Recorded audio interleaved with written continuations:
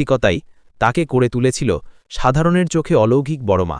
বড়মা শেখাতেন, ভক্তি মানে কাঁদা নয়, ভক্তি মানে প্রেম, সত্য আর সেবার মধ্য দিয়ে ঈশ্বরকে অনুভব করা।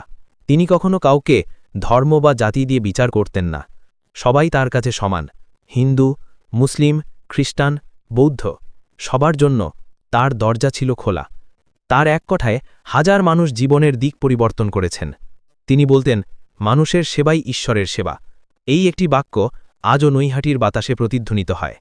একবার এক গুরুতর অসুস্থ শিশুকে তার সামনে আনা হয়। চিকিৎসকরা বলেছিলেন, আর কোনো আশা নেই।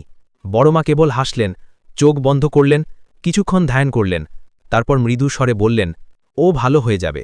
অবিশ্বাস্যভাবে কয়েকদিনের মধ্যেই সেই শিশুটি সম্পূর্ণ সুস্থ হয়ে যায়। এই ঘটনার পর থেকেই মানুষ তাকে জীবন্ত দেবী বলতে শুরু করে। বড়মা আজ শারীরিকভাবে আমাদের মাঝে না থাকলেও তার নাম